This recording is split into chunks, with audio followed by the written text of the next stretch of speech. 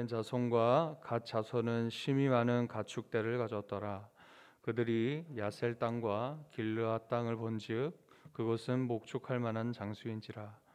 갓 자손과 루벤 자손이 와서 모세와 제사장 엘라살과 회중 지휘관들에게 말하여 이르되 아다롯과 디본과 야셀과 니므라와 헤스본과 엘르알레와 스밤과 느보와 부온 곧 여호와께서 이스라엘 회중 앞에서 쳐서 멸하신 땅은 목축할 만한 장소요 당신의 종들에게는 가축이 있나이다. 또 이르되 우리가 만일 당신에게 은혜를 입었으면 이 땅을 당신의 종들에게 그들의 소유로 주시고 우리에게 요단강을 건너지 않게 하소서.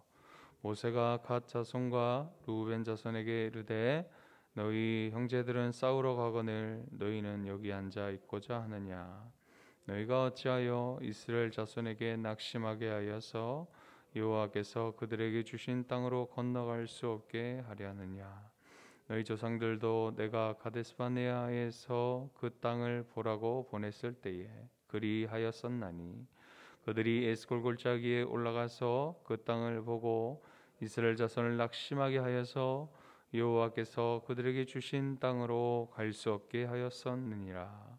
그때에 여호와께서 진노하사 맹세하여 이르시되 애굽에서 나온 자들이 20세 이상으로는 한 사람도 내가 아브라함과 이삭과 야곱에게 맹세한 땅을 결코 보지 못하리니 이는 그들이 나를 온전히 따르지 아니하였음이니라. 그러나 그나스 사람 여분네의 아들 갈렙과 눈의 아들 요수아는 여호와를 온전히 따랐느니라 하시고 여호와께서 이스라엘에게 진노하사 그들에게 40년 동안 광야에 방황하게 하셨으므로 여호와의 목전에 악을 행한 그 세대가 마침내는 다 끊어졌느니라. 보라, 너희는 너희의 조상의 대를 이어 일어난 죄인의 무리로서 이스라엘을 향하신 여호와의 노를 더욱 심하게 하는도다. 너희가 만일 돌이켜 여호와를 떠나면 여호와께서 다시 이 백성을 광야에 버리시리니 그리하면 너희가 이 모든 백성을 멸망시키시리라. 아멘. 우린 지난 민수기 31장 말씀에서 하나님의 거룩성과 그리고 유일한 신앙을 도전하고 하나님의 백성을 유혹하여서 육신과 영적으로 타락시켰었던 이 위대한 사람들을 전쟁을 통해서 치신 내용이 나옵니다. 이를 통해 하나님의 백성은 하나님의 뜻대로 살 때에 하나님께서 반드시 지켜주시고 또 대신 싸워주시는 것을 우리에게 가르쳐 주셨습니다. 오늘은 민수기 32장 이 전쟁 이후에 있었던 사건에 대해서 다루고 있습니다. 르우벤과 갓 자손이 요단 동편에 있는 이 야셀과 길르앗 땅을 달라고 요청하는 장면이 여기 나오고 있습니다. 여기 이 두 지역은 아르논 강과 그리고 야복강 사이에 있는 그렇게 펼쳐진 초원 땅을 말하고 있습니다. 풍부한 풀과 물이 함께 있는 이곳에 정착하고 싶었습니다. 그 이유가 1절에 나오는데요. 그들에게 수많은 가축대가 있었습니다. 상상할 수 없을 정도로 많은 수를 가지고 있었기 때문에 그래서 이 요단강을 건너서 가나안 땅으로 들어갈 엄두를 내지 못하는 그런 상황에 이르렀었기 때문에 이 두 땅을 가나안 땅에 나아가기 이전에 이 두 땅에 대해서 요청했었던 것입니다. 그래서 이 르우벤과 갓 자손들은 이들은 끝까지 하나님의 약속한 땅, 이 약속의 그 말씀을 신뢰했었어야 했음에도 불구하고 그러나 자신의 주어진 그 환경과 그리고 한계 가운데 믿음의 최선을 다하지 못하는 그런 모습을 우리는 여기서 볼 수 있습니다. 우리는 하나님의 자녀로서 주님의 사명을 감당할 때 지금 우리는 무엇을 바라보고 어디로 향해 가고 있는지를 잘 알고 있어야 할 것입니다. 그러나 문제가 찾아오면, 그리고 더 이상 나아갈 수 없을 것 같은 그런 한계가 찾아왔을 땐 우리는 항상 하나님의 그 약속의 말씀을 주셨고 그 땅을 향해서 한 걸음 한 걸음 내딛고 있음에도 불구하고 그 문제와 한계로 하여금, 상황으로 하여금, 어려움을 통하여서 우리는 늘 고민하게 되어져 있습니다. 여기서 그만해야 하나? 하나님의 약속의 말씀을 붙들고 나아가야 하나? 당연히 우리는 정답을 알고 있습니다. 하나님의 말씀을 붙들고 나아가야겠죠. 그래도 불구하고 우리에게 각자에게 다양한 모습의 문제로, 한계로 다가가는 그것이 너무나 큰 나머지 우리는 항상 큰 고민에 빠져 있습니다. 대부분의 사람들은 어떻습니까? 한계에 부딪혀 그냥 그곳에 머물러 있고 싶어하는 것이 우리들의 마음입니다. 이때 중요한 것이 있습니다. 오늘 말씀을 통해서 우리에게 정말로 말씀해 주시고 싶은 것은 우선순위가 무엇인가에 대해서 오늘 여기서 말씀해 주고 있습니다. 하나님께서 주리라 하신 가나안 땅을 아직 정복하지 못한 상황입니다. 하나님께서는 항상 모든 이스라엘 민족이 함께 가고 함께 멈추고 함께 먹고 또 함께 예배하고 또 함께 싸우고 그것을 그 땅을 함께 정복하기를 원하셨습니다. 그런데 오늘 본문에서 보면은 르우벤과 갓 자손과 더불어 또 므낫세 반지파가 이곳에 머물러야 하는 그런 상황이 찾아왔습니다. 만약에 이 가나안 땅 바로 직전 건너가기 이전에, 이 강을 건너가기 이전에 이들이 이곳에 그냥 머무는 것을 그냥 두었다면 어떻게 되겠습니까? 이스라엘 모든 민족의 군사력은 많이 약화되어질 것이고 사기가 또 저하될 것입니다. 그뿐이겠습니까? 이 백성이 어떤 백성입니까? 조금만 힘들면, 조금만 배고프면, 조금만 피곤하면 피곤하다, 배고프다, 어렵다, 죽겠다, 다시 돌아가고 싶다, 그렇게 불평불만했던 백성들 아닙니까?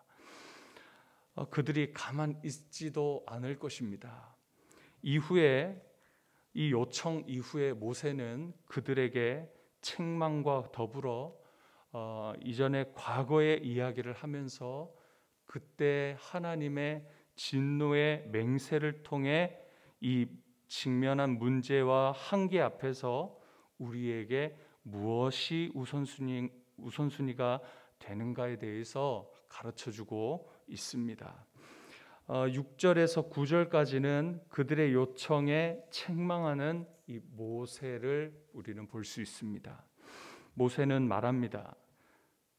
우리 형제들은 싸우러 가는데 너희는 여기 눌러앉아 있을 건가? 왜 이스라엘 백성들을 낙심하게 해서 약속의 땅에 들어가지 못하게 하는가?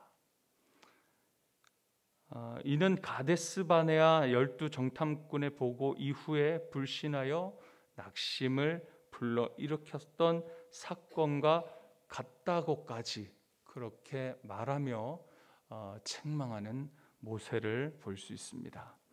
르우벤과 갓 자손이 요단 동편 땅에 정착하게 해달라고 한 것은 이스라엘의 전체를 낙심케 하는 짓이라, 그렇게까지 말씀하는 것을 봅니다. 하나님의 약속의 말씀을 이루지 못하게 하는 죄악된 마음을 심는 행동이라고 말하는 겁니다. 곧 하나님의 진노를 부르는 것이기 때문에 성도들에게 낙심은 금지사항인 것이죠. 10절부터는 우리 모세의 이 책망 이후에 뼈아픈 과거의 그 이야기를 이들에게 말해주는 내용이 나옵니다. 바로 가데스 바네아에서 불평했었던 그 사건의 이야기를 해주지요. 여호와께서 진노하시며 맹세하셔서 말씀하셨던 그 말씀을 그대로 그들에게 교훈으로 말씀해주고 있습니다. 이는 그때 당시 하나님의 말씀을 순종하고 불순종한 자들의 결과들에 대해서 말씀하고 있습니다. 불순종한 출애굽 1세대는 이 약속의 땅에 들어가지 못했고, 진심으로 순종한 단 2사람만, 갈렙과 여호수아만 약속의 땅에 들어갈 것이다 라는 그 하나님의 말씀을 이들에게 전합니다. 그러면서 모세는 루벤 갓 자손들에게 여호와를 따르지 않으면, 하나님의 그 약속의 말씀을 그대로 따르지 않으면 또다시 그때와 같이 이스라엘 모든 백성들이 광야에 버림을 받게 되며 이 책임을 너희들이 져야 하겠다, 그렇게 책망합니다. 그제서야 이 루벤과 갓 자손은 정신을 차립니다. 그들이 현재 무엇을 해야 하는가에 대한 우선순위가 똑바로 잡히는 모습을 보게 됩니다. 그러면 내 자식들, 처자식들, 그리고 가축은 여기 다 두고 자신들은 무장하여서 가나안 땅에 정복할 때까지, 그 땅에 도착할 때까지 선두에 서서 싸우겠습니다라고 약속을 하게 됩니다. 그 말을 모세는 믿고, 그렇다면 너희들이 요청한 그 땅을 너희에게 주겠다 하며 또 약속해 주고 있습니다. 오늘 말씀은 우리가 내리는 결정과 행동은 하나님의 이 약속하신 말씀에서 기인하여야 함에 대한 교훈을 우리에게 주고 있습니다. 하나님의 말씀 없이 하는 우리들의 여러 가지 크고 작은 결정은 하나님을 의지하는 것이 아니라, 하나님의 말씀이 없다면 그것은 내 힘으로 하겠다라는 그런 교만으로부터 나온 것임을 우리에게 깨우쳐 주고 있습니다. 모세는 그들에게 지난 비극적인 1세대의 그 불순종과 그리고 그들의 교만, 그리고 그들의 그 불평했던 그 모습을 상기시켜 주면서 그들이 하나님의 약속의 말씀을 끝까지 신뢰하지 못하고 당면한 현실 앞에서 자신의 필요가 이 선택의 기준이 되므로 하나님의 심판을 면치 못했음을 그들에게 전했습니다. 오늘 말씀에서도 그렇듯이 교회이든 우리 각자에게이든 지난 아픈 역사들을 되돌아볼 때에 오늘날 우리들에게 주시는 영적인 교훈을 우리는 얻게 되어집니다. 오늘 본문 말씀을 주시는 것을 각자 삶 속에 말씀하시는 우리 주님의 음성으로 들으시고, 내 힘으로 하려고 했었던 것이 무엇이 있었지 한번 돌이켜 보시면 좋겠습니다. 말씀에 근거 없는 내 어떤 결정으로 빚어지는 낙심되게 하는 일은, 공동체에게 낙심되게 하는 일은 없는지도 돌아보시길 부탁드립니다. 그뿐 아니라 지금 우리 각자에게 주어진 한계와 문제 앞에서 그럼에도 불구하고 우리는 어떻게 해야 합니까?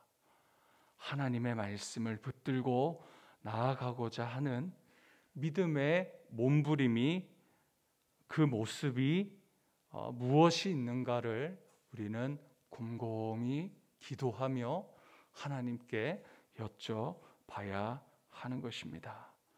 그것으로 그치지 말고 하나님께 여쭤주시면, 하나님 생각나게 하시면, 하나님 마음을 주시면, 그것이 믿음이라면 곧장 순종하는, 복종하시는 그런 귀한 우리 성도님들 되시기를 소망합니다.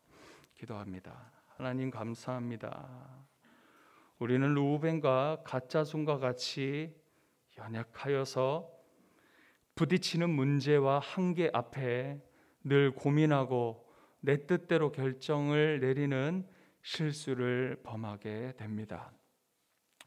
영적 지도자 모세의 책망과 이전 과거의 아픈 역사를 돌아보고 깨달아 자기 자식과 자신의 처자식과 가축은 요새에 두고 자신들은 무장하여 그 약속의 땅에 도착할 때까지 선두에 서서 싸우겠다라고 말하는 이 르우벤과 갓자손들처럼 최선의 믿음의 행보가, 그리고 지속적인 회개의 삶으로 살아가는 은혜가 우리에게도 있게 하여 주옵소서.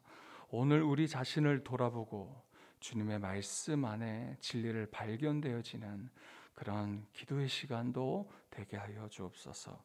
감사드리며 예수님 이름으로 기도드리옵나이다. 아멘.